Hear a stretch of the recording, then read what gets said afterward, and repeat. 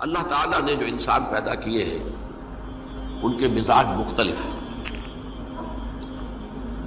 ان میں کچھ لوگ ہوتے ہیں جو قوی ہوتے ہیں ارادے کے، جو فیصلہ کر لیا ڈٹ گئے۔ کچھ لوگوں میں وہ قوت ارادی اتنی مضبوط نہیں ہوتی، وہ ادھر ادھر سوچتے رہتے ہیں۔ کچھ لوگ جسمانی طور پر بہت توانا ہوتے ہیں، کچھ لوگ جسمانی طور پر پیدائشی طور پر کمزور ہوتے ہیں۔ تو اگر کوئی قوت ارادی کمزور رکھنے والا شخص ہے، وہ بھی تو اللہ کی تخلیق ہے، اللہ کا بندہ ہے، خطاؤں کا ظہور ہو جاتا ہے، توبہ کرتا ہے، پھر کچھ عرصے کے بعد پھر خطا کا ظہور ہو جاتا ہے، پھر توبہ کرتا ہے، تو ہم تو یہ سمجھیں گے کہ ایک حد کے بعد پھر اس کی توبہ قبول نہیں ہونی چاہیے۔ لیکن حدیث سنیے، وعن ابی ہریرہ رضی اللہ تعالی عنہ قال قال رسول اللہ صلی اللہ علیہ وسلم ان عبدا اذنب ذنبا، یقیناً ایک بندہ جو ہے وہ ایک گناہ کرتا ہے، فقال، پھر وہ کہتا ہے رب، اے میرے پروردگار، اذنبت فاغفر لی، مجھ سے گناہ ہو گیا ہے، مجھے معاف فرما دے۔ فقال ربہ، تو پروردگار یہ کہتا ہے اعلم عبدی ان لہ ربا یغفر الذنب ویاخذ بہ، میرا یہ بندہ یہ جانتا ہے کہ اس کا ایک رب ہے جو گناہ معاف بھی کر سکتا ہے اور سزا دے بھی سکتا ہے۔ کیا معنی ہوئے؟ گناہ اس نے کیا ہے لیکن جانتا ہے اللہ کو کہ وہ معاف بھی فرما سکتا ہے، تبھی تو وہ اللہ سے معافی کی درخواست کر رہا ہے۔ اس کے اس جاننے کی بنیاد پر، اس کے اس علم کی بنیاد پر، اس کے اس ایمان کی بنیاد پر فرمایا غفرت لعبدی، میں نے اپنے بندے کو معاف کر دیا۔ ثم مکث ما شاء اللہ، پھر وقت گزرا جتنا کہ اللہ نے چاہا۔ ثم اذنب ذنبا، پھر اس سے گناہ ہو گیا۔ فقال رب اذنبت ذنبا فاغفر، پھر کہتا ہے پروردگار مجھ سے گناہ ہو گیا، پھر مجھے معاف فرما دے۔ فقال ربہ، اللہ فرماتا ہے عالم عبدی ان لہ ربا یغفر الذنب ویاخذ بہ، میرا بندہ ہے نا جو جانتا ہے کہ اس کا ایک رب ہے، ایمان باللہ اس کے اندر ہے، تبھی تو پکار رہا ہے، اور یہ بھی جانتا ہے کہ وہ گناہ معاف بھی کر سکتا ہے اور چاہے تو پکڑ بھی سکتا ہے، سزا بھی دے سکتا ہے۔ تو فرمایا، اللہ تعالیٰ فرماتے ہیں میں نے فرمایا کہ میں نے معاف کر دیا۔ ثم مکث ما شاء اللہ، پھر ایک عرصہ گزرا اس کے بعد، ثم اذنب ذنبا، پھر اس نے گناہ کیا۔ قال رب اذنبت ذنبا آخر، اس نے کہا پروردگار میں نے تو پھر ایک اور گناہ کر دیا، فاغفر لی، مجھے بخش دے۔ فقال اعلم عبدی ان لہ ربا یغفر الذنب ویاخذ بہ، میرا بندہ جانتا ہے نا کہ اس کا ایک رب ہے جسے وہ پکار رہا ہے، کیوں وہ جانتا ہے کہ اسے اختیار حاصل ہے کہ چاہے تو بخش دے اور چاہے تو پکڑ لے۔ اس کے اس علم، اس ایمان کی بنیاد پر میں نے اسے معاف کر دیا۔ ایک اور حدیث، میں نے چونکہ اس گفتگو کے لیے ان احادیث کا تفحص کیا ہے، یہ تو بہت ہیں حدیثیں، میں نے ان میں سے کچھ چنی ہیں۔ ہمارے بعض واعظ ناصح وہ بھی کسی شخص کو روکتے رہے، برائیوں سے روکتے رہے، نہیں رکتا، تو کہیں غصے میں آ کے اللہ تجھے کبھی معاف نہیں کرے گا۔ یہ کتنا بڑا جرم ہے، اس کا اندازہ کیجئے اس حدیث سے۔ تو میرے بندے کو میری رحمت سے مایوس کر رہے ہیں، کتنا بڑا جرم ہے، اس کا اندازہ کیجئے۔ یہ مسلم شریف کی روایت ہے، عن جندب، حضرت جندب رضی اللہ تعالی عنہ سے، ان رسول اللہ صلی اللہ علیہ وسلم حدث، کہ اللہ کے رسول صلی اللہ علیہ وسلم نے ایک واقعہ بیان کیا، ان رجلا قال، کہ ایک شخص نے یہ کہا، واللہ لا یغفر اللہ لفلان، کہ خدا کی قسم اللہ تعالیٰ فلاں شخص کو کبھی معاف نہیں کرے گا۔ وَأَنَّ اللَّهَ تَعَالَى قال، اس پر اللہ تعالیٰ نے یہ فرمایا منزل الذی یتعالی علیہ، یہ کون ہے جو میرے اوپر حکومت کرنے والا آ گیا، جو میری طرف سے حکم لگا رہا کہ میں کبھی معاف نہیں کروں گا؟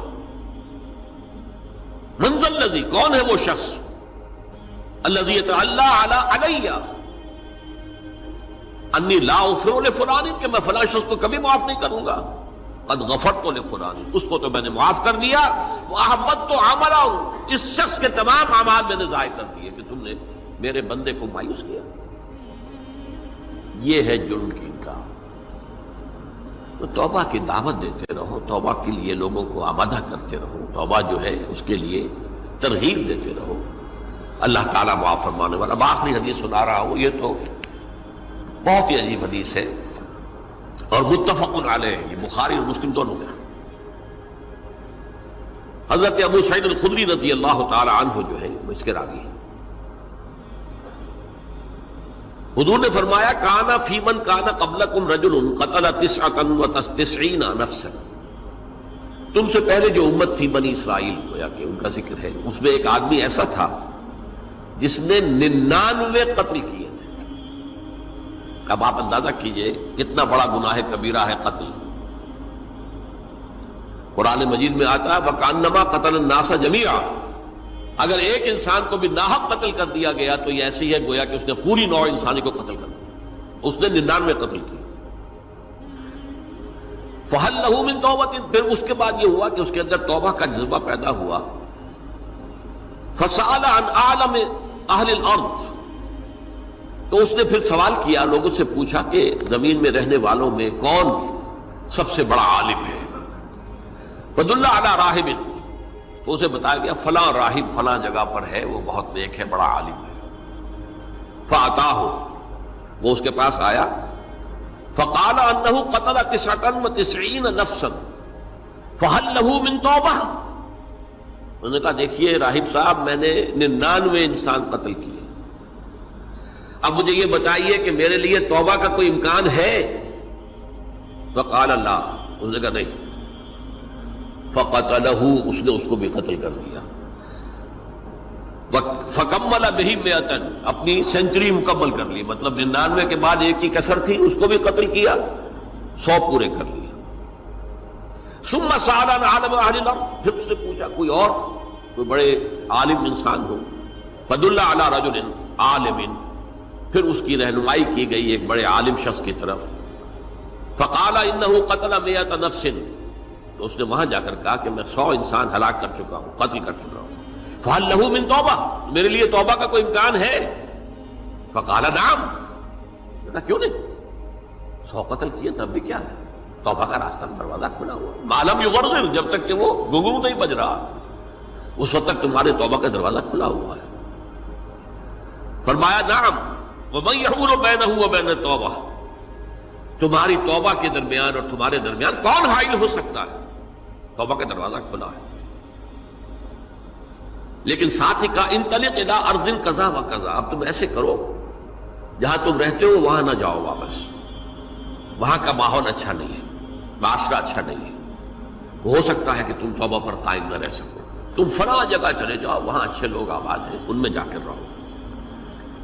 فإن بها اناس یعبدون اللہ تعالی، وہاں ایسے لوگ آباد ہیں جو اللہ کی بندگی کرتے ہیں۔ فاعبد اللہ معہم، تو تم ان کے ساتھ مل کر اللہ کی بندگی اور پرستش کرو۔ ولا ترجع الی ارضک، اپنی زمین کی طرف اپنے وطن میں واپس بن جاؤ۔ فإنها ارض سوء، وہ بری جگہ ہے۔ فانطلقا، تو وہ چل پڑا، ہجرت کر رہا ہے، اس جگہ جا رہا ہے جہاں کا راہب نے بتایا تھا۔ حتی اذا نصف الطریق، جب آدھا راستہ اس نے پورا کر لیا، اتاہ الموت، موت آ گئی۔ فاختصمت فیہ ملائکۃ الرحمت و ملائکۃ العذاب، اب وہ جہنم کے فرشتے بھی آ گئے اس کی جان قبض کرنے کو، اور جنت کے بھی آ گئے۔ فقالت ملائکۃ الرحمہ، رحمت والے جو فرشتے ہیں جنت والے، انہوں نے کہا جا تائبا مقبلا بقلبہ للہ تعالی، یہ شخص توبہ کر کے اللہ تعالیٰ کی طرف ہجرت کر رہا تھا، اس لیے اس کی نیت کی بنیاد پر اب یہ جنتی ہے، لہذا اس کی روح ہم قبض کریں۔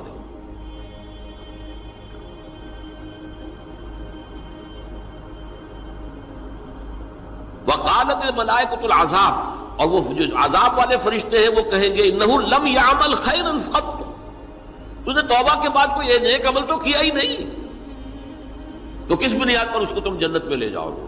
اس کو تو دوزخ میں جانا چاہیے۔ فاتاہ ملک فی صورت آدمی، تو ان کے پاس اللہ نے ایک اور فرشتے کو بھیج دیا آدمی انسانی شکل کے اندر، فجعلوہ بینہم، تو ان فرشتوں نے کہا بھائی ہمارا فیصلہ کرا دو، اس کی روح ہم لینا چاہتے ہیں یا ہم لینا چاہتے ہیں، انہیں حکم بنا لیا۔ فقال قیسوا ما بین الارضین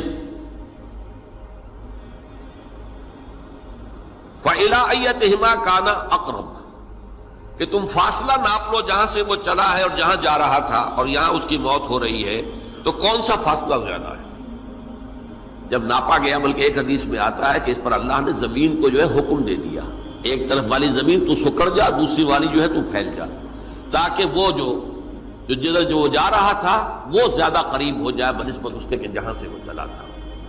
تو اس فیصلے پر پھر جو فرشتے تھے، جو کہ رحمت کے فرشتے تھے، وہ اس بندے کو لے گئے جنت کے اندر۔ یہ ہے توبہ کی عظمت اور اس کی تاثیر۔